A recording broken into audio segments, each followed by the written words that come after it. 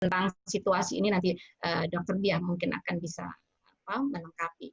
Ada Dr. Dini yang tadi juga sudah dikenalkan, dan karenanya saya akan mengambil porsi pada aspek yang melengkapi pada perspektif public health, kesehatan masyarakat, pada soal kebijakan masyarakat, dan mungkin izinkan saya juga menyampaikan perspektif nanti dalam dialog dan tanya jawab tentang bagaimana membuat standarisasi dalam penyelenggaraan pendidikan sesudah ini, misalnya pada konteks kalau sudah bisa beradaptasi pada kebiasaan baru, pada konteks misalnya sudah sangat aman untuk misalnya offline dan sebagainya, ataupun kalau online itu seperti apa.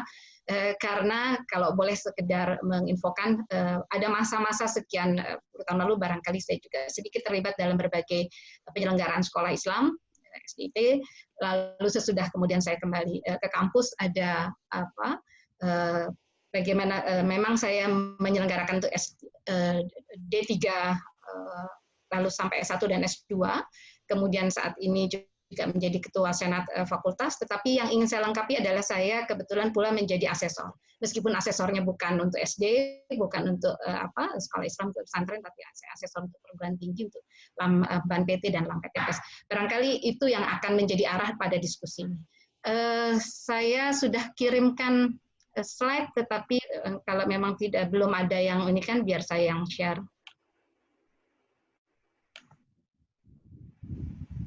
Ya Ibu, boleh bisa langsung di-share, tadi sudah saya set untuk semua bisa nge-share. Ya, yang tadi di-share itu punyanya Ibu Dini. Iya, maaf. Yang saya bukannya ada Pak Ustadz kan? Ya Bu, kalau punya Ibu kayaknya belum dikirim ke kita. Iya. Meskipun ada data yang baik. Iya, baik. Sudah nampak? Oh iya. Ya. Baik, slide saya menyampaikan tentang safe and healthy school, sekolah termasuk pesantren itu sekolah Islam yang aman dan sehat, ya, dan ini adalah sebuah tantangan era di mana terjadi pandemi dan kita harus sangat berjuang untuk mengadaptasi kebiasaan baru. Ini poinnya. Disclaimer-nya saya sekedar hadir untuk sebagai hamba Allah yang mensyukuri jasa para ustadz yang di depan saya, asatizah di depan saya, dan karenanya ingin mencoba berbuat sesuatu. Dan tentu hadir tidak dengan semangat untuk menggurui, jauh dari itu, tetapi untuk membuka ruang kita barangkali bisa mendialogkan dan bersama-sama diskusi.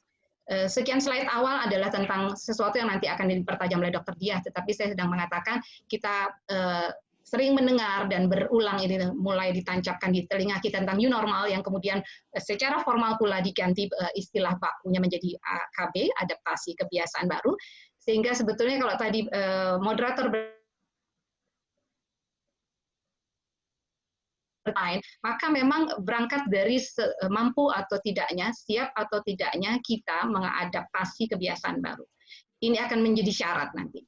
Sebab tanpa itu di dalam sebuah era pandemi tidak ada cara lain kecuali melakukan restriksi mobilitas, melakukan pembatasan dari pergerakan, melakukan movement control, kontrol terhadap gerakan. Dan itu artinya adalah social distancing, itu artinya menjaga jarak dan sebagainya, fisikal, dan itu artinya memang kita diminta untuk mencoba berjuang memutus mata rantai pencegahan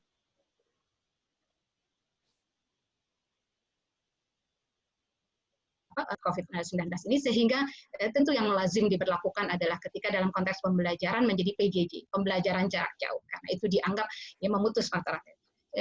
Dan itu sesuatu yang sebenarnya telah diantisipasi sehingga WHO, Badan Internasional, Badan Kesehatan Internasional, ya, juga mengatakan bahwa kalau mau AKB, kalau mau direlaksasi, kalau mau dilonggarkan upaya pemerintah dari negara manapun melakukan karantina, melakukan lockdown, melakukan PSBB untuk Indonesia, ya, pembatasan sosial berskala besar, maka sesungguhnya harus mampu membuktikan sebuah negara, ya, dia telah mampu mengendalikan transmisi atau penularan virus corona ini. Harus punya kapasitas sistem kesehatan yang mumpuni, termasuk kemampuan rumah sakit yang jelas untuk mengidentifikasi, mengetes, menguji, mengisolasi, melacak, dan seterusnya, mengkarantina. Lalu kemudian sudah diminimalisir risikonya, terutama di wilayah dengan kerentanan tinggi. Dan begitu menyebut kerentanan tinggi, kita akan juga selain soal panti jompo, fasilitas kesehatan, juga tentang sekolah-sekolah dengan anak-anak, misalnya. ini mengatakan, sehingga langkah-langkahnya tetap standar, physical distancing, cuci tangan, etika bersih itu standar.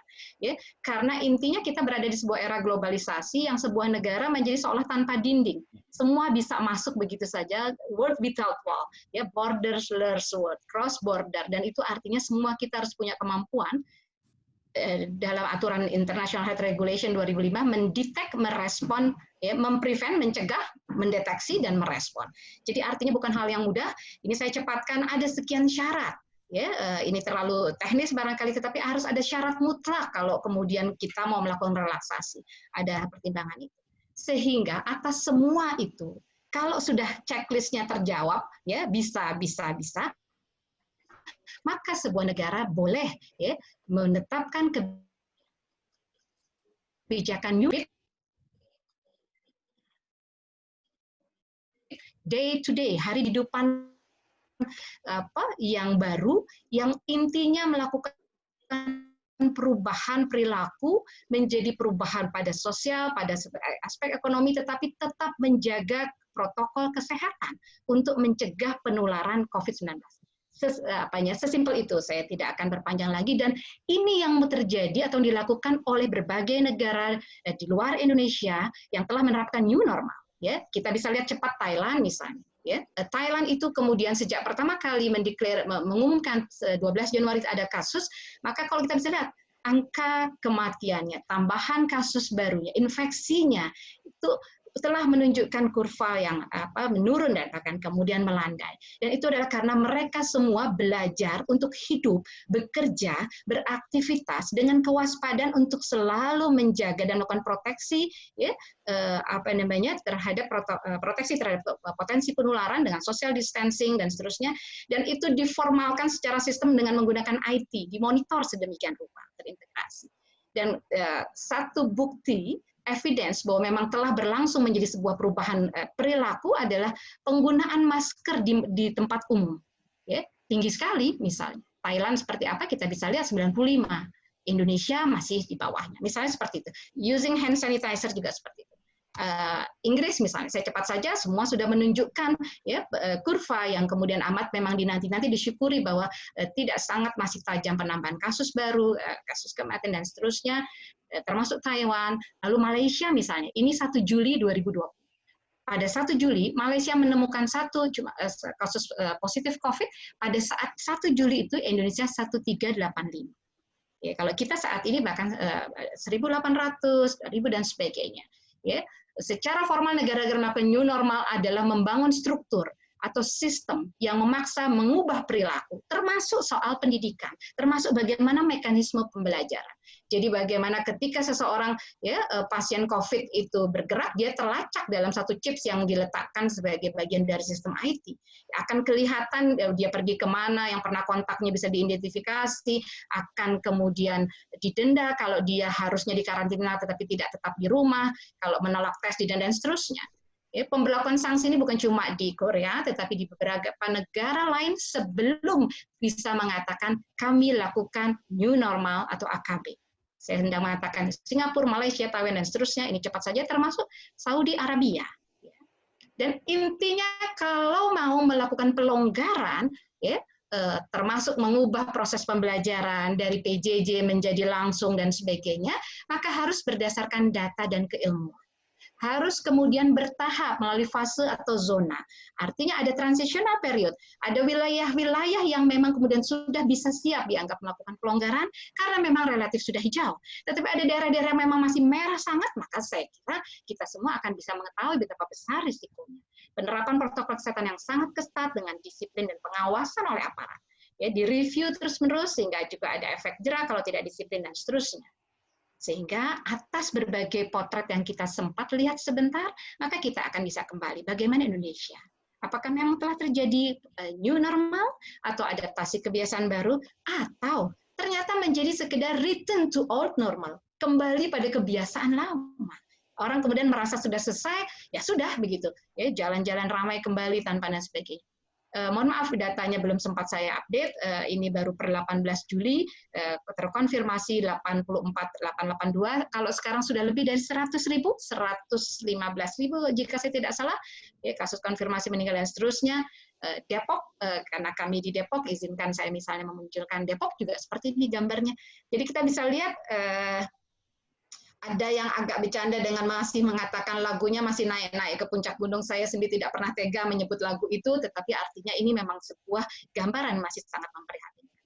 Singkatnya, ya, saya tidak katakan bahwa di Indonesia saat melakukan penetapan new normal atau adaptasi kebiasaan baru itu diinisiasi per tanggal 15 Juni 2020, para ustadz bisa googling, memang tanggal ini adalah tanggal pertama munculnya ajuan rekomendasi untuk AKP.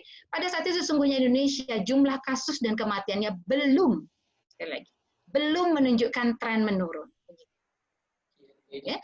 Dan karenanya memang pertanyaan telah siap atau tidak, kita bisa mudah menjawabnya. Satu studi singkat saja yang izinkan saya mengambil dari NTB. Kalau para ustadz ada yang dari NTB, barangkali bisa melihat. Saya baru kemarin juga dapat chat.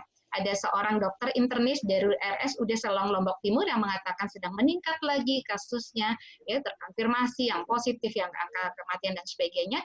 Tetapi mungkin pembelajarannya adalah ketika ada sebuah survei dilakukan tentang apakah Anda menutup mulut dengan telapak tangan saat batuk atau bersin? Yang menjawab tidak, itu 83. Apakah menggunakan masker saat bepergian? 71% mengatakan tidak. Dan mohon maaf, ini bukan khusus NTB, ini cuma cuplikan saja. Para ustadz boleh mencari, mengklik, itu berlangsung pula, terjadi pula di Jawa Timur misalnya. Pernah ada survei sejenis dengan angka-angka yang tidak jauh berbeda. Apakah menjaga jarak? Jawabannya masih kemudian 59% tidak menjaga setidaknya 1 meter. Dan karena memang menganggap bahwa himbauan untuk AKB di rumah saja tidak terlalu bermanfaat. Yang mengatakan tidak bermanfaat lebih dari 20%, yang kemudian tidak tahu, ya, itu 15%, artinya 35 kemudian bisa saja mengabaikan itu. Kalau 35 yang mengabaikan itu adalah tokoh masyarakat, ya, tokoh yang sangat didengar, kita bisa bayangkan pengaruh. Sehingga kalau bertanya, sudah siapkah untuk kembali ke pesantren, ke sekolah dengan mekanisme pembelajaran yang seperti ini? Maka pertanyaan itu bukanlah hal yang mudah untuk dijawab, tapi para ustadz akan bisa menjawab, karena kemudian lebih penting dari itu adalah apa yang harus kita lakukan untuk menyiapkan. Itu poinnya. Ya, saya tentu tidak ingin menggarami laut yang sudah asin, para ustadz tentu tidak sama sekali perlu diingatkan akan ayat ini, tetapi saya hendak mengatakan yang sebelah kiri saya ini justru adalah sebuah poster yang pertama kali ditemukan di Bandara Internasional Schiphol di Amsterdam. Dia gunakan ayat Allah, ayat Al-Quran, Al-Maidah ayat 32, untuk memberi semangat para tenaga medis, tenaga kesehatan akan betapa luar biasanya perjuangan mereka memelihara kehidupan seorang manusia yang saat itu menderita terinfeksi COVID misalnya. Ya, dan saya misalnya munculkan beberapa tenaga medis yang seperti ini. Artinya tentu para ustadz, para kiai sudah sangat memahami. Sehingga kalau bicara tentang safe and healthy school, ya, kita bicara tentang bagaimana membangun sistem pembelajaran yang aman dan sehat, maka sesungguhnya kalau negara non-Muslim seperti Netherlands saja memakai, apalagi kalau tentu para ustadz dari pesantren, dari sekolah Islam, ya sesungguhnya kita tidak mulai dari nol, karena nilai-nilai bagaimana menjaga keamanan dan mewujudkan pendidikan yang sehat sesungguhnya sudah ada dalam Islam. Izinkan saya secara cepat misalnya googling mencari ada nama Muhammad bin Zakaria Ar-Razi, ya, adalah yang kemudian menjadi dasar untuk mempelajari ilmu kedokteran, menjadi dokter terhebat dalam dunia Islam, ya, dan mengokohkan dunia pendidikan kedokteran. Ada Ibnu Sina atau Avicenna, nama yang luar biasa, sistem pengobatan dari faktor fisik, psikologis, obatan dan digabungkan dalam merawat pasien. Ini adalah disebut sebagai Arois, Mahaguna dan seterusnya. Ibnu Averus, Ibnu Rusdi. Saya cuma mencuplik yang tentu semua ustadz sudah sangat memahami untuk mengatakan kita punya base, kita punya pijakan, kita punya mabda untuk bergerak untuk itu.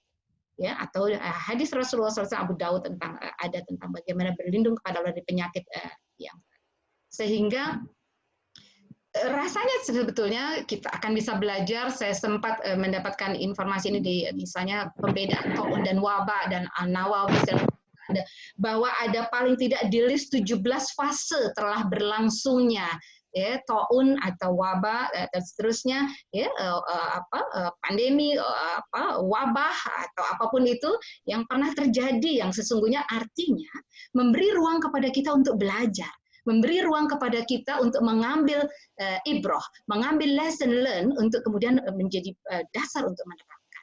Ya. Dan karenanya ini bukan slide saya mendengarkan dari seorang dosen doktor dari Universitas Islam Negeri di Sumatera Utara, ya, tentang bagaimana, tapi saya kombinasi, saya mengatakan bahwa terhadap wabah COVID-19 ini sesungguhnya kita bisa langsung belajar dan ittiba pada Rasulullah SAW dan para sahabat radhiyallahu anhu tentang karantina, tentang lockdown, tentang physical and social distancing. Kita sudah sering membahas itu, memunculkan itu, sehingga sesungguhnya kalau kita melakukan physical distancing, social distancing, itu adalah sesuatu yang sangat berlandaskan, bukan sesuatu yang menunjukkan ketidakberanian kita, misalnya dan sebagainya. Itu poinnya dan sebagainya.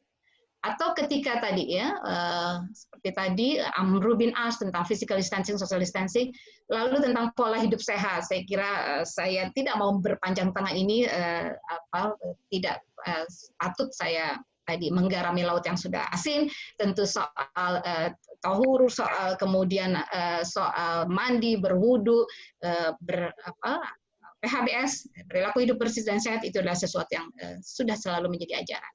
Berbaik sangka, wa inani inda dzanni abdi, dan seterusnya. Kenapa begini? Nomor 3 nanti ada Ibu Dini yang akan menyampaikan. Ternyata, dan juga Dr. Diah, ternyata kemudian apa yang menjadi kemampuan kita berlapang dada, mengontrol emosi, memiliki kesehatan mental, itu akan sangat besar ya kaitannya dengan imunitas, daya tahan tubuh misalnya. Ya, tentang bersabar tadi sepertinya, lalu zikir dan saya hendak mengatakan seperti itu, sehingga singkatnya saya hendak mengatakan semua itu menjadi dasar untuk menyiapkan pembelajaran yang aman dan sehat. Sehingga safe and healthy school di sekolah Islam sesungguhnya bukan sesuatu yang mencari-cari, sesungguhnya bukan sesuatu yang tanpa landasan. Apa yang barusan saya kilaskan adalah sebuah evidence, bukti untuk mengatakan kita akan mengokohkan. Tentu pada operasionalisasinya amat sangat harus mempertimbangkan basic keilmuan saintifik dari sisi perspektif kesehatan, secara medis, kesehatan fisik ataupun kesehatan. Karena kalau mengacu pada definisi WHO yang disebut sebagai kesehatan adalah suatu keadaan yang fisik, mental, sosial, kesejahteraan, dan bukan hanya sekedar terbebas dari adanya penyakit atau disease gitu. Jadi disebut itu. Artinya makanya itu sebabnya kami bersama-sama, ada Dr. Diah, ada saya dari sisi pendidikan, dan ada nanti Ibu Dini ya, Dr. Dini untuk melihat pada aspek kesehatan mental. Jadi kalau bicara tentang aman dan sehat, artinya sehat nanti pada konteks sehatnya juga sehat mental, tapi aman juga sehat, misalnya sekedar simpel saja mengklik, mencari, tanya pada googling, ya, ternyata dengan cepat kita dapat berita. Tidak seluruh sekolah, tidak seluruh institusi pendidikan sungguh-sungguh siap dan aman bagi anak-anak didik. Kekerasan fisik masih sangat terjadi di lingkungan pendidikan dan seolah menjadi berita yang tidak henti dengan cepat sekali. Ada berbagai hal, fisik, abusing, seksual, fisik dan seterusnya, itu terjadi di mana. Ya, sehingga karenanya yang disebut sebagai sekolah sehat kalau mencoba mengacu pada misalnya berbagai upaya mendefinisikan adalah kondisi lingkungan yang normal, yang tidak sakit baik secara jasmani maupun rohani, yang ditandai dengan situasi formalnya ada situasi sekolah bersih, yang menjunjung tinggi nilai-nilai keluargaan, mencapai kesejahteraan lahir dan batin, ada well-being, ya, sehingga bisa melakukan aktivitas semua aktivitasnya, ya, berdaya guna, bermanfaat untuk sekolah dan luar sekolah. Kalau formalnya nanti sanitasinya begitu kata bersih, maka misalnya harus ada soal ketersediaan air bersih. Harus ada soal MCK, ya, jamban dan sebagainya. Harus ada kemudian penjagaan privasi perempuan laki-laki.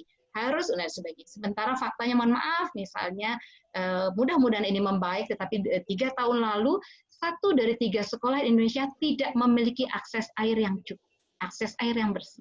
Dan begitu kita mengatakan AKB, nanti protokol kesehatannya kalau mau dibuka, itu adalah sebuah tuntutan untuk lingkungan sekolah memiliki akses air yang memungkinkan sangat sering secara frekuensi siswa cuci tangan menerus dengan sabun, air mengalir minimum 20 detik misalnya.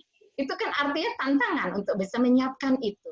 Lalu kemudian padahal 35,19% atau 75.193 sekolah di Indonesia belum memiliki sarana cuci tangan atau jamban yang belum ada, atau kalaupun ada tidak terpisah antara siswa laki dan siswa perempuan untuk mengatakan. Sehingga para ustadz, asatizah yang dimuliakan Allah, setidaknya ada 1 sampai 14 standar, saya tidak akan membaca satu demi satu, sekolah sehat.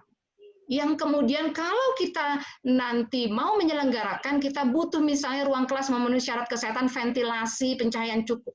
Dokter dia akan bisa menceritakan bagaimana harus kemudian ada akses terbuka terhadap udara, terhadap sinar matahari yang kemudian itu menjadi upaya untuk mematikan atau tidak membuat virus corona terus-menerus hidup dan kemudian melakukan transmisi penularan dan sebagainya.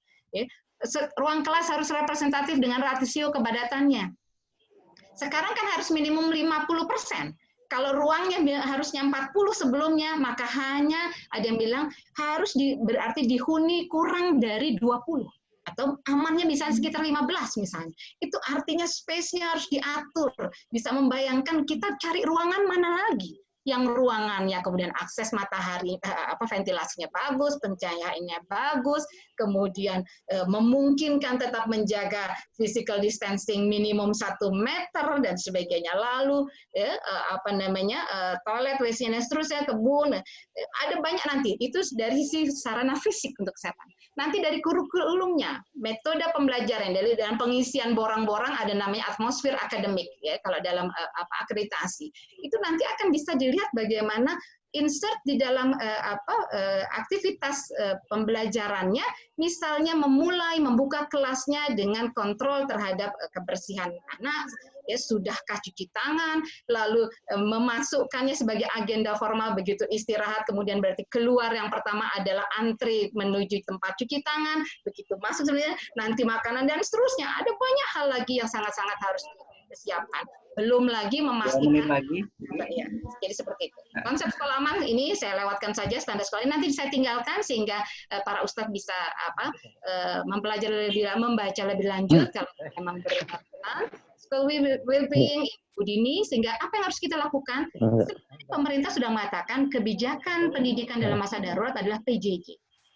Artinya ujian sampai sidang skripsi, sidang tesis, sidang S3, wisuda semua dengan online. Ya, karena ya ketidakmampuan, harusnya artinya objektif memang kemampuan atau kapasitas menjaga aspek keamanan dan kesehatan bukanlah hal yang mudah. Tetapi memang beberapa sudah mulai karena merasa bahwa PJJ juga bukan hal yang ringan. Ya, ada aspek nanti kejenuhan, aspeknya ada aspek kemampuan pemahaman akan topiknya dan sebagainya dan seterusnya, sehingga singkat di dalam 2 slide terakhir saya mengatakan pada waktunya ketika akan menyelenggarakan sebuah pembelajaran ya yang mengedepankan sekolah yang aman dan sekolah yang sehat, kita akan bisa melihatnya dalam sebuah pendekatan sistem. Ya, kalau di inputnya sarana prasarana di sekolahnya, kalau dia pesantren bermalam maka kemudian pasti diyakinkan tempat tidurnya dan sebagainya, berarti harus tetap physical distancing, harus ada tesnya sebelumnya, begitu dia datang membawa surat dan sebagainya, ada panjang sekali. Bahkan kalau masuk kelas kemudian ya mengecek suhunya dan sebagainya, itu kan hal-hal yang atau memulangkan, lalu koneksi jejaring dengan fasilitas pelayanan kesehatan yang terdekat dan sebagainya kalau terjadi sesuatu dan sebagainya. Kebijakan sekolah mengenai itu, manajemennya, proses pendidikannya, jam demi jam, menit demi menit, JPL-nya menit-menit akan menyisipkan ada pesan dan praktek perilaku kesehatan dan aman. Misalnya seperti itu. Outputnya seperti apa, outcome-nya seperti itu, kurang lebihnya. Beberapa poin yang memang saya sampaikan menjadi introduction untuk dialog karena saya akan cukupkan untuk dilengkapi oleh yang lain. Terima kasih, jazakallahu khairan katsira. Afwan minkum. Assalamualaikum warahmatullahi wabarakatuh. Waalaikumsalam warahmatullahi wabarakatuh. Jazakallahu khair. Luar biasa. Mungkin bisa kita langsung mendengarkan paparan materi dari Ustazah Dini Rahmatintari, PhD, untuk mempersingkat waktu karena kita masih setengah jam lagi. Silakan, Ustazah. Assalamualaikum warahmatullahi wabarakatuh. Cukup terdengar jelas, Ustaz? cukup terdengar Iya. jelas. Mungkin Ustadz John katanya mungkin mau sharing, kalau enggak nanti saya sharing dari sini. PowerPoint-nya. Enggak ada ya? Oke, saya sharing dari Sudah sini. dibuka. Ada Bu? Oh, sudah ya. Ntar kita sharing ya. Oke. Ya, alhamdulillah saya bisa diberi kesempatan oleh Allah Subhanahu wa taala atas kesempatan untuk sharing dengan Bapak Kiai, Ibu-ibu Nyai ya yang memimpin pesantren, sebuah kemuliaan buat saya untuk berada di forum ini. Jadi mungkin saya memberikan sedikit penjelasan kenapa ini kita lakukan di saat ini. Awalnya saya dan teman-teman mendapatkan hibah dari UI untuk pesantren. Tadinya kita mau tentang bullying, tapi kemudian terjadi COVID, UI meminta kami untuk mengubahnya menjadi topiknya COVID. Ya, jadi kemudian bagaimana kami berusaha untuk melakukan sosialisasi bagaimana pembelajaran pesantren pada masa pandemi COVID. Waktu itu kami sudah menghubungi Nurul Fikri Bogor, ya. Kemudian kemarin sudah sesi juga dengan Nurul Fikri Bogor. Kemudian saya juga kebetulan punya Pak D yang di Darul Falah Pesantren Pertanian Bogor, dan insya Allah nanti juga akan dilakukan di sana. Nah, kemudian Pak Agustino mengharapkan kami juga sharing untuk yang lebih luas di Mapadi, dan alhamdulillah ya kesempatan ini luar biasa. Ya, jadi saya akan memberikan sedikit materi yang ringan-ringan tapi sangat penting menurut kami, yaitu bagaimana pembelajaran pesantren pada masa pandemi COVID-19. Boleh diklik Bapak? Ya, jadi nanti saya akan menceritakan tentang bagaimana dampak wabah terhadap kesehatan mental, dan ini sebenarnya hari ini saya hanya menjelaskan secara singkat. Sebenarnya yang kita siapkan adalah modul untuk guru, ustadz, ustazah, ya, untuk bagaimana menemani anak secara mental di tengah COVID ini. Ya, jadi akan ada kemudian sebenarnya kami akan menjelaskan dan memberikan pelatihan tentang bagaimana pertolongan psikologis pertama atau psychological first aid, ya, yang banyak digunakan untuk sebelum ini banyak digunakan untuk bencana-bencana alam. Ya, saya turun ke Aceh, turun ke Bantul, dan beberapa daerah bencana alam dari 2005 untuk melaksanakan ini. Dan ini ada pandemi juga ada bencana, sehingga kemudian saya akan menjelaskan sedikit di sini, tapi nanti ini ada sebuah modul yang cukup panjang. Kemudian juga bagaimana pembelajaran pesantren di masa pandemi. Boleh diklik? Nah, ini mungkin dasar kenapa kami merasa butuh juga tentang kesehatan mental, ya. Dalam Al-Quran jelas, ini Ustaz-Ustazah juga tahu bagaimana ini ada ujian akan rasa takut, rasa lapar, kekurangan harta, jiwa, dan buah. Ya, jadi ini ranahnya psikologisnya di sini, ya. Dan berikanlah kabar gembira kepada orang-orang yang sabar. Jadi sebenarnya kuncinya di dalam Islam juga sudah dikasih, yaitu dengan bersabar. Ya. Sabarnya macam-macam, sabar belajar hal baru, sabar untuk tetap bersih, sabar untuk bagaimana proses pembelajaran yang terbaik itu harus kita buat pelan. Itu sebuah kesabaran yang panjang, dan juga psikolog-psikolog di dunia sudah menunjukkan bahwa dampak psikologisnya bisa jadi lebih besar, ya, meskipun juga dampak kesehatan besar, tapi dampak psikologisnya juga besar. Ya, karena ketakutan akan ekonomi, ya, kekurangan ekonomi pun menjadi masalah psikologis. Boleh diklik?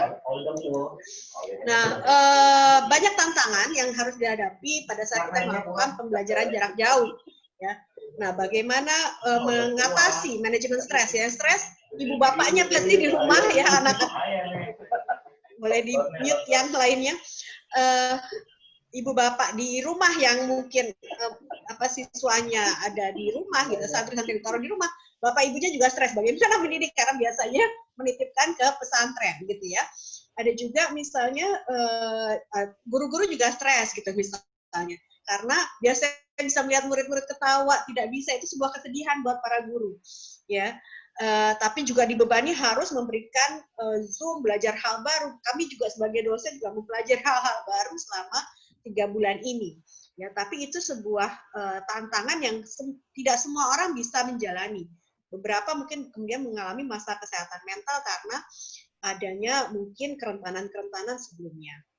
Nah, bagaimana, apa itu mental health, ya, dalam definisi WHO tadi Ustazah Tia sudah menjelaskan, gitu ya, bahwa WHO juga menekankan tentang mental health.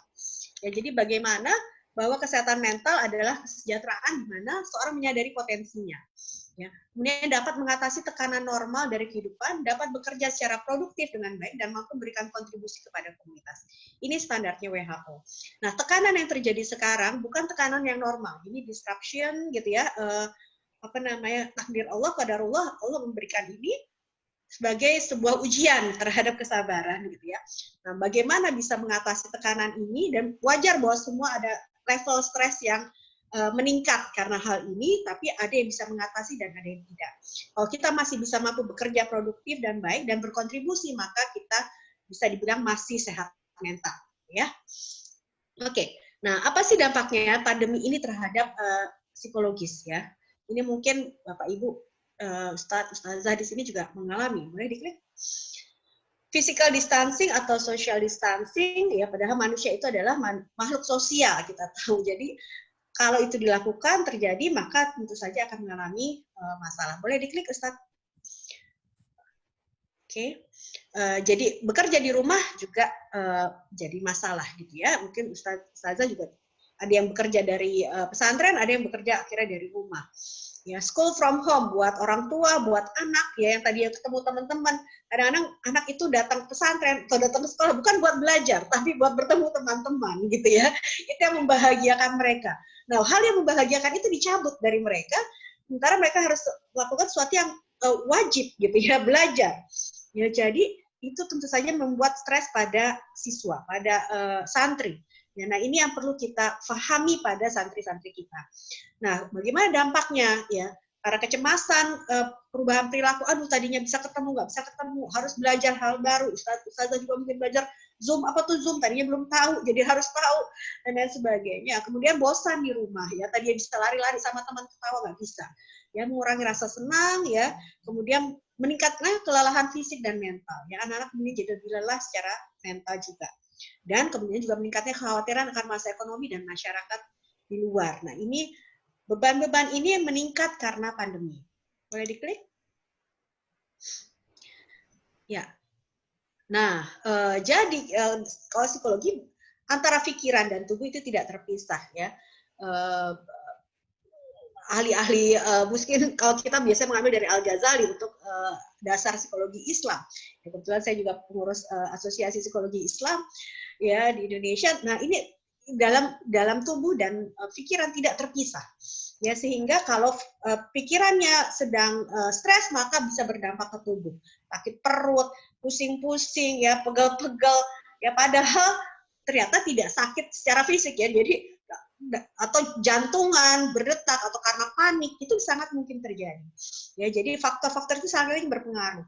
Murid-murid yang kemudian lebih jadi sakit perut, gitu, atau lebih gampang mungkin bukan terkena COVID, tapi malah terkena demam berdarah atau terkena tipus karena imunitasnya juga menurun. Apalagi nauzubillah min dzalik kalau misalnya sampai terkena COVID karena masalah psikologis yang bermasalah, kemudian tubuhnya pun jadi tidak imun. Nah, ini faktor psikologis ini berpengaruh terhadap resistensi terhadap penyakit. Nah, ini juga tidak kita harapkan terjadi pada siswa santri dan bahkan ustadz-ustazah kita. Ya, jadi bagaimana agar tidak stres sehingga sistem imunnya tetap baik, sehingga tetap kuat menghadapi pandemi. Boleh diklik? Ya, jadi ini beberapa hal yang mungkin akan kita bahas juga nanti di modul-modul untuk ustadz-ustazah, ya, tentang stres, ya. Jadi nanti akan ada manajemen stres. Ya, manajemen stres itu butuh proses, gitu ya. Boleh diklik?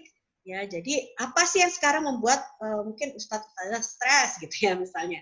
Boleh diklik, Ustadz?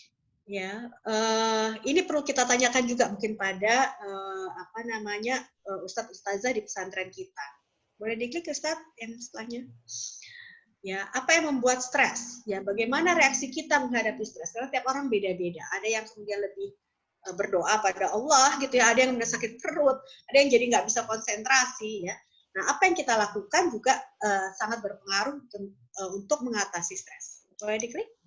Ya, ini reaksi stres macam-macam, ya, perasaan, pemikiran, fisik dan perilaku, dan dalam bekerja ada memburuknya kinerja. Padahal diharapkan mungkin ustadz-ustazah, murid-murid juga tetap berprestasi. Nah, ini akan tertunda atau terhambat karena adanya stres ini.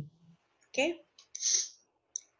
Nah, ini stres, padahal dalam perjalanan stres kita bisa melakukan sesuatu, boleh diklik Ustaz? Ya, untuk agar tidak berdampak buruk terhadap kesehatan. Boleh diklik? Nggak apa-apa tadi? Ya. Ya, ini proses dia stres. Ada situasi yang tidak menyenangkan. Pandemi ini situasi yang tidak menyenangkan buat semua orang, ya. Tapi bagaimana kita kemudian berjalan ke tahap kedua? Apakah kita menangkap ancaman? Ya, ini ancaman. Tapi seberapa besar ancamannya? Kita jadi pada posisi ekstrim atau posisi pertengahan. Ya, sebagai Muslim bisa kita posisi pertengahan. Kita punya keberjagaan, kewaspadaan, tapi kita juga punya persiapan untuk menghadapinya. Ya, kemudian bagaimana terjadi respon emosi, marah, cepat tersinggung dan lain sebagainya, bisa kemudian berdampak kepada respon fisik, mulai sakit, mulai mungkin keluhan-keluhan lainnya dan ada konsekuensi. Boleh diklik? Ya, jadi kita nanti akan mengajar kepada ustadz-ustazah bagaimana mengelola stres, ya, karena kalau ustadz-ustazahnya saja stres, bagaimana anak-anak, dan bagaimana kita kemudian membantu anak-anak agar tidak stres apapun yang terjadi, PJJ maupun kemudian masuk ke dalam pesantren di mana resiko juga mungkin ada, ya. Jadi bagaimana dikelola sejak awal stresnya agar tidak berkembang, dan ada cara-cara untuk di setiap tahap. Boleh diklik? Ya, di tahap pertama, ya, menghindari situasi yang tidak menyenangkan. Ya, jadi bagaimana menjaga kesehatan, mengkomunikasikan hal-hal yang perlu kita komunikasikan tentang menjaga kesehatan, gitu ya. Pengaturan waktu, ya, bagaimana agar anak-anak kita tahu nanti ada tahap-tahap perkembangan, mana waktu yang konsentrasi yang maksimal buat tiap tahap perkembangan itu kita harus atur, ya. Jadi kemudian bagaimana kemudian bersama-sama juga memecahkan masalah itu di tahap pertama agar tidak terjadi situasi yang tidak menyenangkan yang bertambah buruk karena efek pandemi. Ya, boleh klik lagi. Kemudian kita juga membantu ustadz-ustazah ya di pesantren-pesantren dan juga anak-anak untuk melihat sisi positif ya. Ya, apapun ya pasti ada sisi positif yang Allah ajarkan pada kita melalui ujian ini, pandemi. Memilih tidak menjadi korban keadaan, tapi berusaha mengendalikan hidup kita sendiri dengan pakai masker dan lain sebagainya. Jadi mempelajari bagaimana berpikir positif dan mengajari itu kepada anak-anak menjadi hal yang penting. Oke.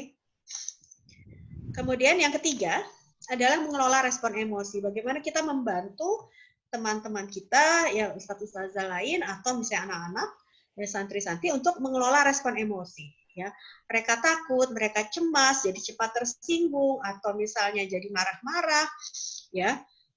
Jadi ini yang perlu kita bantu untuk memelihara kesehatan emosi mereka, ya.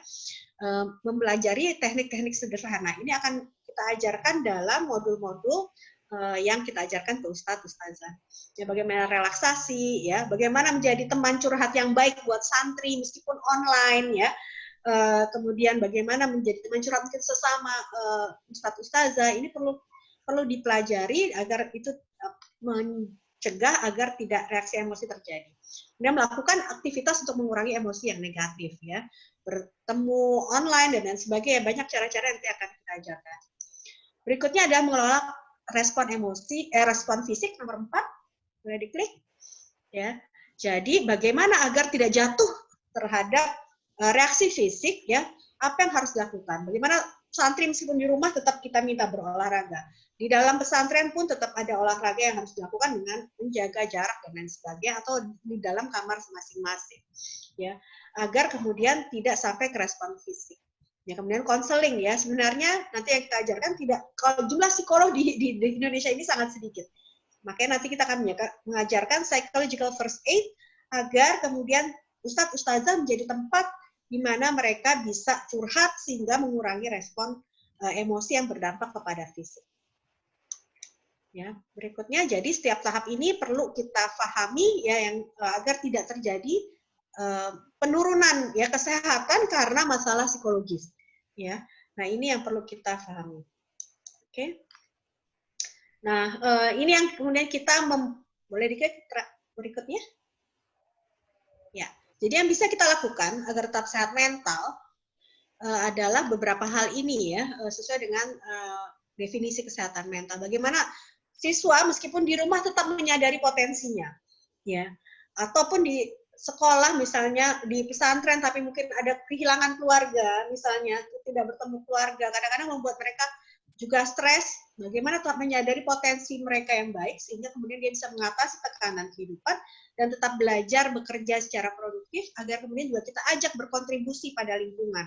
Dan itu akan menimbulkan emosi yang positif ya, sehingga mereka bahagia dan mampu menghadapi rasa takut. Ya. Jadi kesabaran melalui ini akan membantu mereka menghadapi rasa takut dan menghadapi pandemi dengan kesehatan mental dan kesehatan fisik. Nah ini sedikit saja beberapa hal yang kita akan ajarkan. Boleh diklik?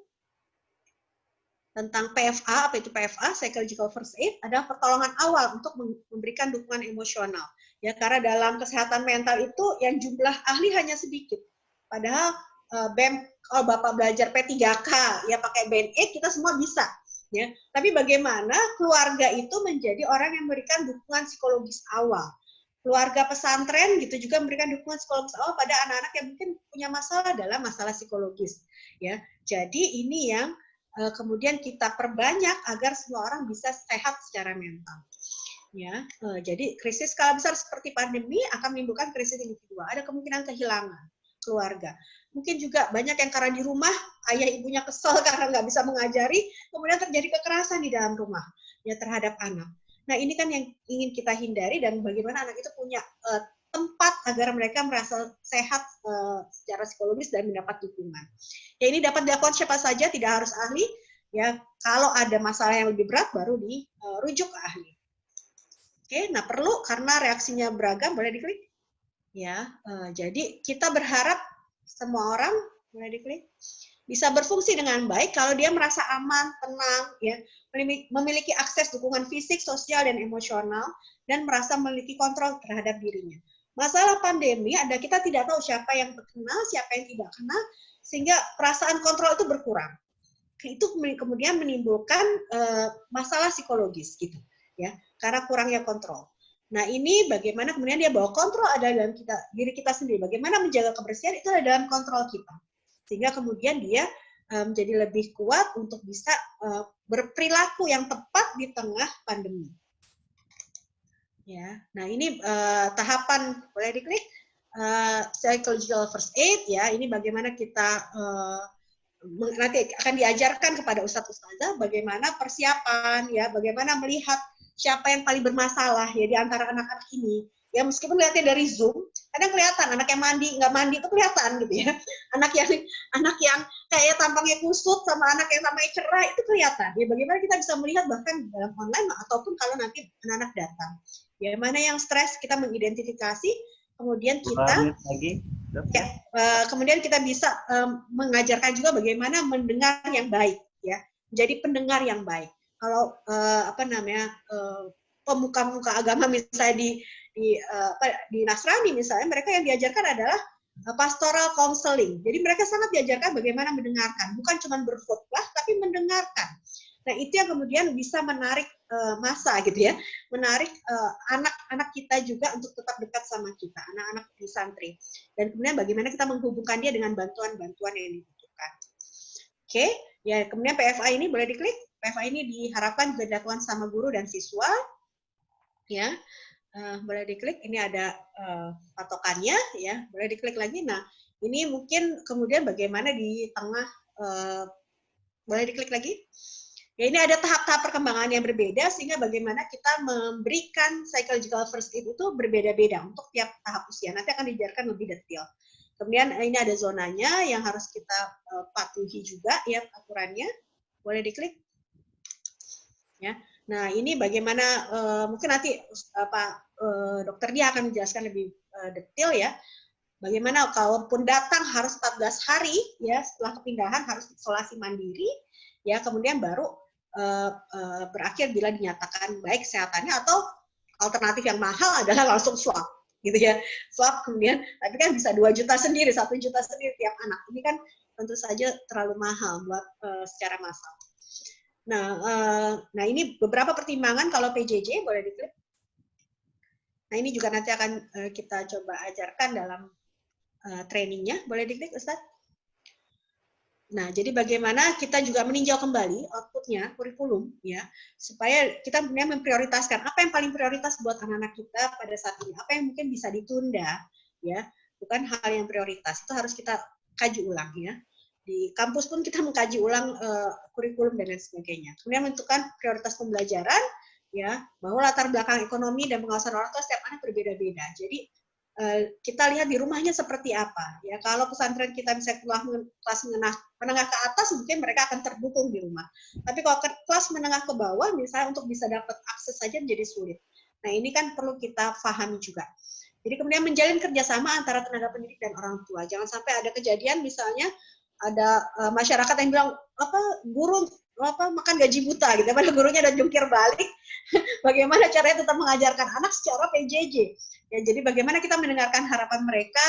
Ya, itu komunikasi dengan orang tua juga menjadi hal yang penting. Boleh diklik? Satu lagi mungkin.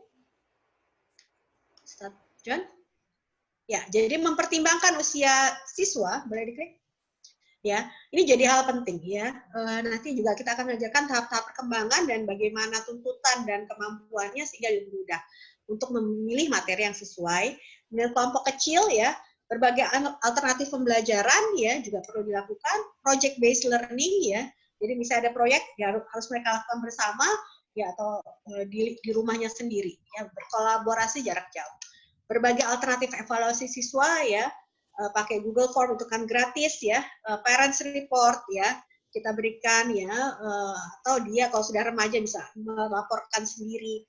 Kemudian merancang pembelajaran yang tetap menyenangkan meskipun dalam jarak jauh dan mengelola ekspektasi. Ya, jadi ekspektasi kita perlu mungkin disesuaikan dengan kondisi pembelajaran. Mungkin itu dari saya. Boleh dikit terakhir. Terima kasih. Mohon maaf kalau ada kesalahan. Assalamualaikum warahmatullahi wabarakatuh.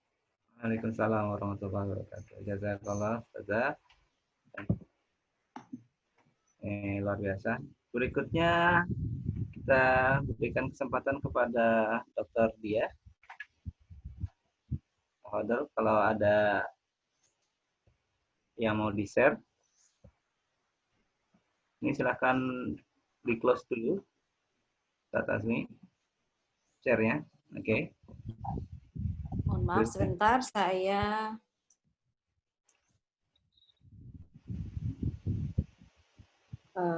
coba ya untuk share kalau memungkinkan. Ya, sementara sambil menunggu, silakan pertanyaan. Mohon maaf sambil ini sebentar ya, saya mau minta bantuan.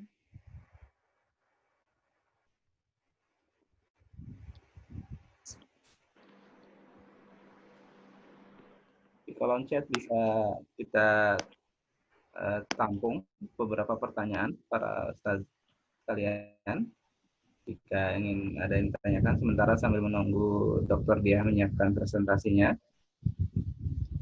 Ya. Sambil saya mencoba meminta dibantu sharing slide-nya, mungkin pertama saya ucapkan Assalamualaikum warahmatullahi wabarakatuh. Terima kasih kepada Mapadi dan beberapa dan semua pihak yang terlibat di sini. Terus terang pada awalnya harusnya hari ini saya ada rapat yang lain, tapi alhamdulillah karena ada satu musibah sebenarnya sehingga saya jadi memiliki waktu. Jadi rapatnya dibatalkan semua. Ya, di sini hadir berbagai ustadz ulama dari berbagai pondok pesantren yang menurut saya dari seluruh Indonesia ya ini ya, ini merupakan satu forum yang luar biasa dan sebenarnya ada sedikit keraguan dari saya. Sebenarnya saya ini sudah menyiapkan slide baru. Ada keraguan dalam arti sebenarnya ada konflik of interest. Saya juga salah satu orang tua murid dari Nurul Fikri boarding school yang di Serang, ya. Dan dalam proses menunggu keputusan ini hasil polling mengenai sekolah apakah online atau offline.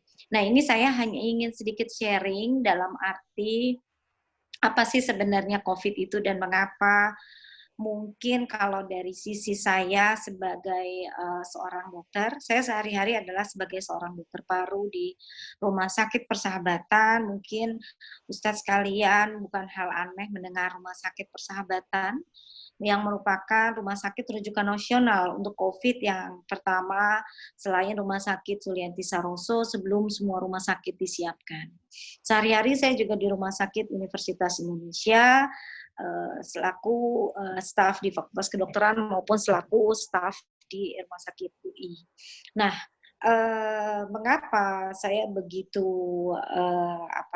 merasa ini konflik interest karena anak saya? Mungkin karena sebelumnya saya sudah menyiapkan slide, tetapi ini ada masalah teknis. Tidak bisa saya tampilkan, tapi ini Ibu Amani membantu saya men-share screen. Sebenarnya di slide yang baru saya ingin menampilkan sebelumnya begini. Dalam 2 minggu ini, kondisi yang disampaikan oleh Ibu Dumila, Ibu Dr. Dumila tadi mengatakan ada berbagai syarat sebenarnya pelonggaran untuk kegiatan-kegiatan yang sifatnya kegiatan publik yang itu dibolehkan apabila memang kondisi sudah memungkinkan.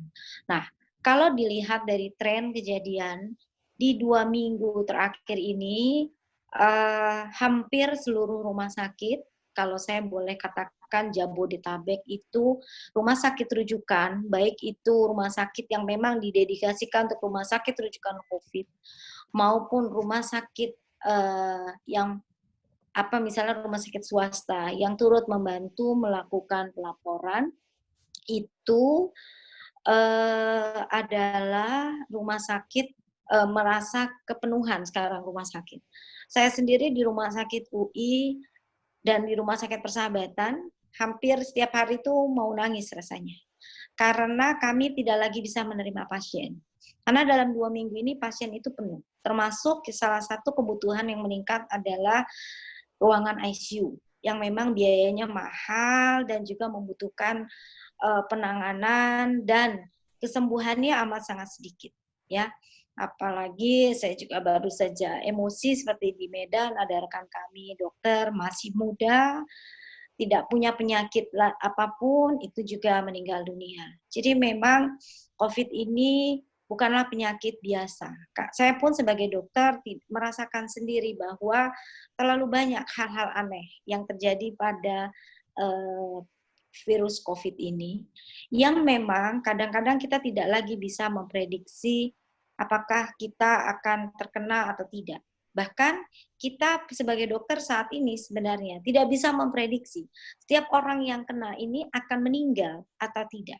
Memang ada beberapa pemeriksaan yang bisa kita lakukan. Misalnya kita memantau dengan ketat. Makanya banyak pasien membutuhkan ruang rawat ICU. Tapi seringkali kita hanya bisa memantau tanpa bisa meredam. Ya, itu. Kemudian kegelisahan saya yang lain, kenapa saya sangat concern sebenarnya untuk bergabung pada acara ini adalah, jadi saya ada 2 hal lain selain rapat yang tadi, tetapi saya membatalkan karena di 2 rumah sakit yang saya terlibat, ini saja saat ini sedang merawat 2 orang ulama, 2 orang pimpinan pesantren dalam keadaan kritis, disertai keluarga dan anggota keluarga dan murid yang merupakan sumber.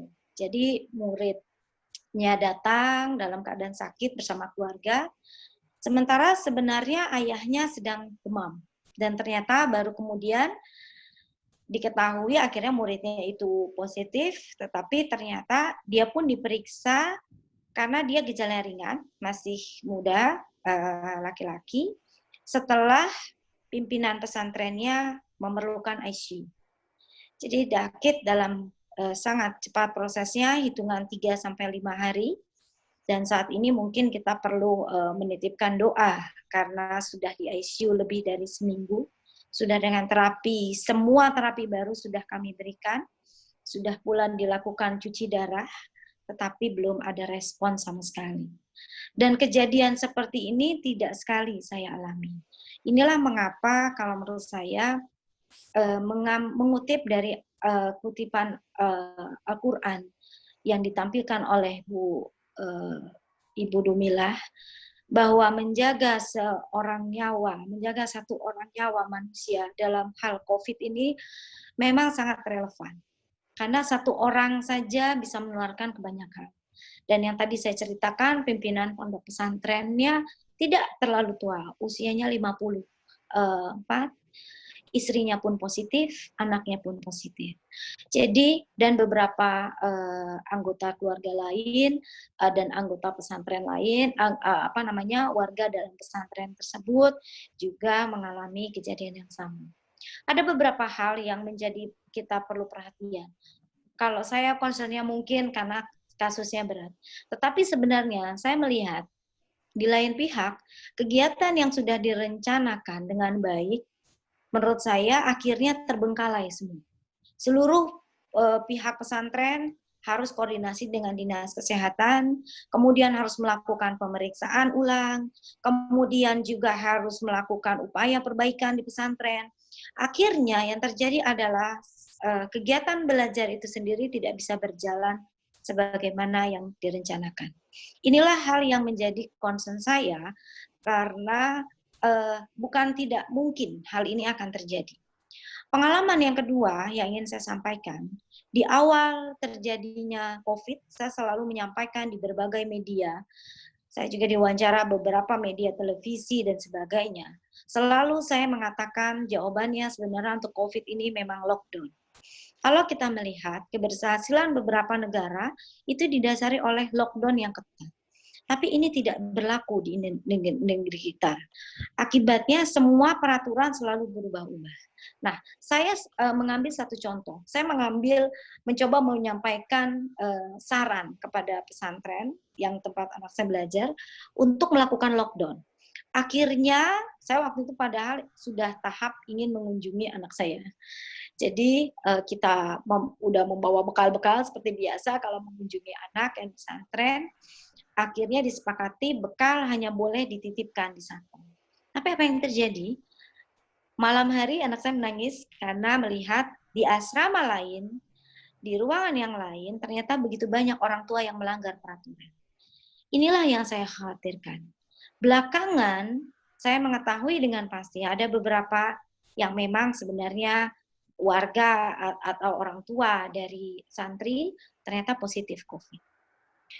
Baru saja tadi pagi saya juga mendapatkan curhat dari rekan kerja yang mengatakan bahwa anaknya ingin masuk pesantren karena sudah diizinkan, padahal ayahnya positif COVID. Ini mungkin akan semakin banyak karena saya sendiri tiap hari di rumah sakit mengalami berbagai kebohongan dari orang-orang yang positif COVID. Saat ini banyak orang yang menolak untuk dirawat dengan alasan mampu melakukan isolasi mandiri. Ternyata jalan-jalan. Jadi ini ya yang tidak kita bisa sampai pukul 3:10. Jadi mungkin seperti itu yang ingin saya sampaikan.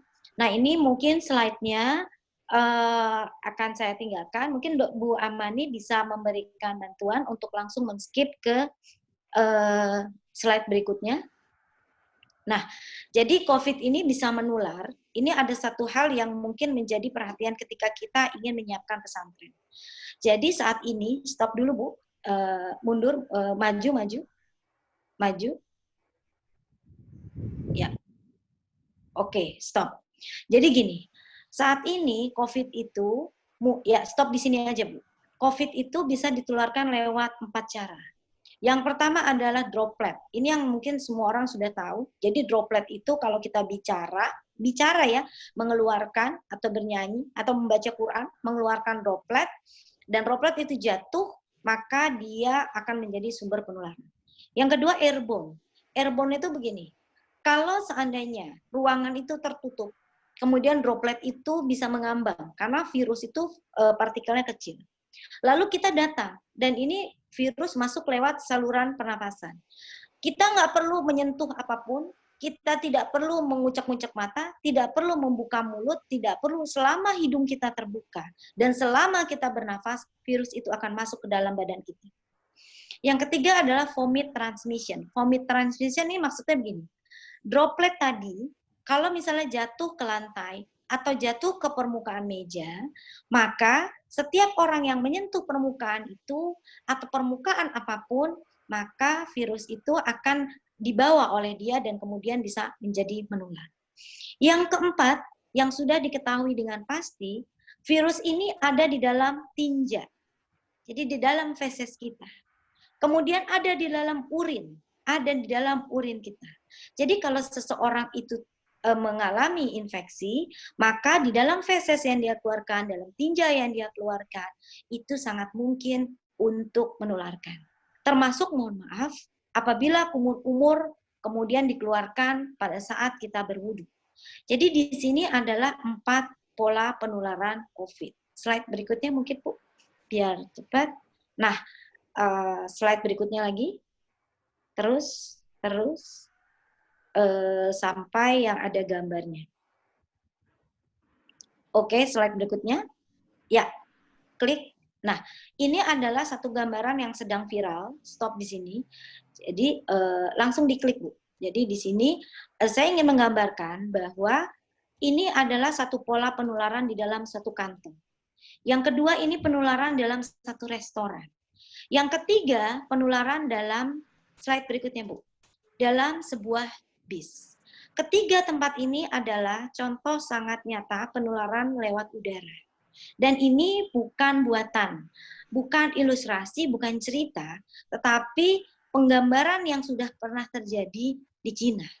Jadi, dan sekarang ini penularan paling tinggi adalah di kantor-kantor pada saat proses rapat, pada saat proses makan. Jadi, karena ini banyak boarding school, yang harus kita perhatikan bukan hanya ruang kelas, bukan hanya, tetapi juga ruang tidur, kamar mandi, ruang makan, dan proses makan. Lalu ada satu hal yang agak menyedihkan. Saya masih banyak melihat para ustadz ketika mengajar, menggunakan masker, lalu maskernya ditaruh di dagu. Itu adalah satu proses yang sangat mengerikan. Karena kita tidak tahu berhadapan dengan siapa, dan dagu kita awalnya terbuka, maka di situ akan menempel virus. Ketika kita menurunkan masker kita, maka bagian dalam masker akan bersentuhan dengan dagu kita atau jidat kita yang sudah ada virusnya mungkin. Dan di situ ketika kita menggunakan kembali, maka justru bagian yang kotor akan masuk langsung ke hidung kita atau mulut kita. Jadi begitulah cara penularan COVID yang bisa begitu cepatnya. Tidak butuh waktu lama, hanya cukup 15 menit saja.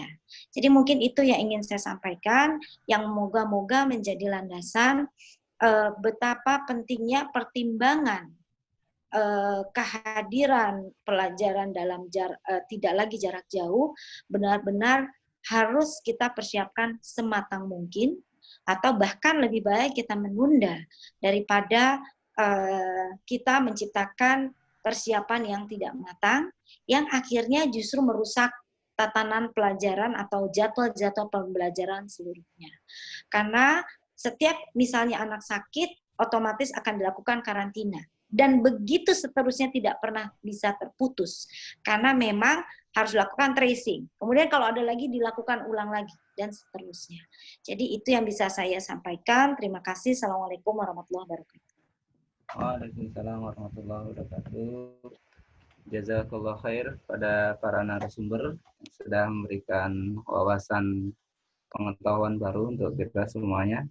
Ini kita yang semula jadwalnya pukul 15 selesai, kita masih extend sampai 15:10.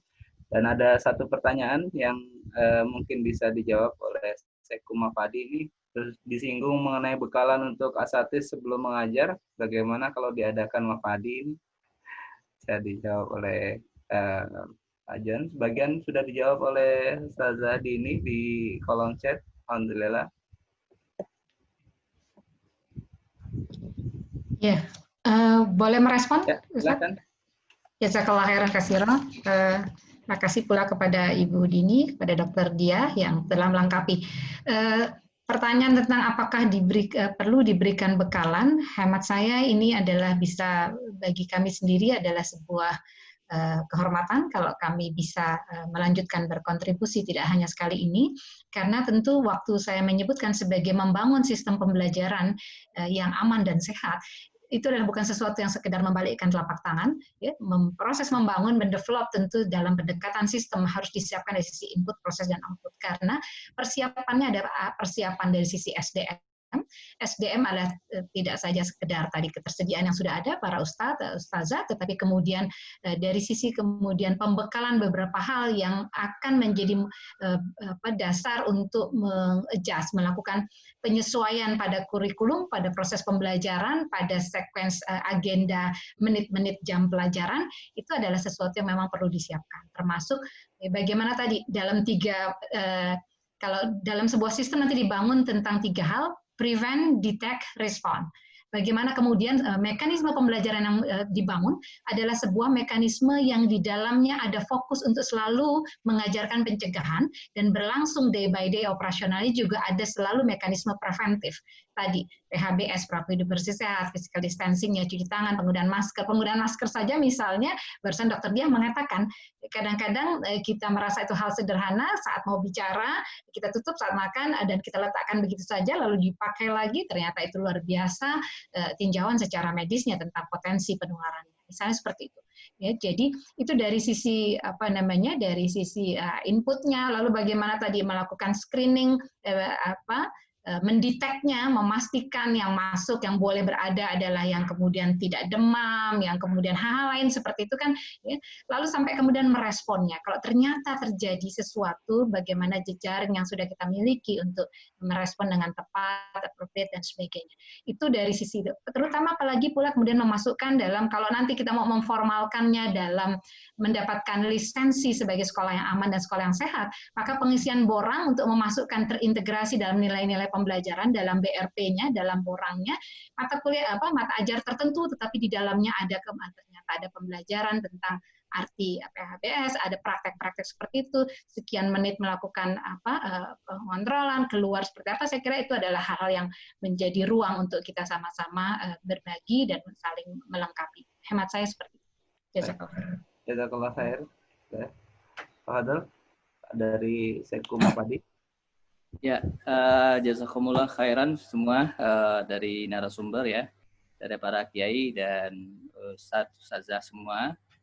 Alhamdulillah dari PP Mapadi dari awal sejak lockdown sudah diberikan maklumat ya bahwa semua diserahkan kepada pimpinan pesantren Mapadi karena di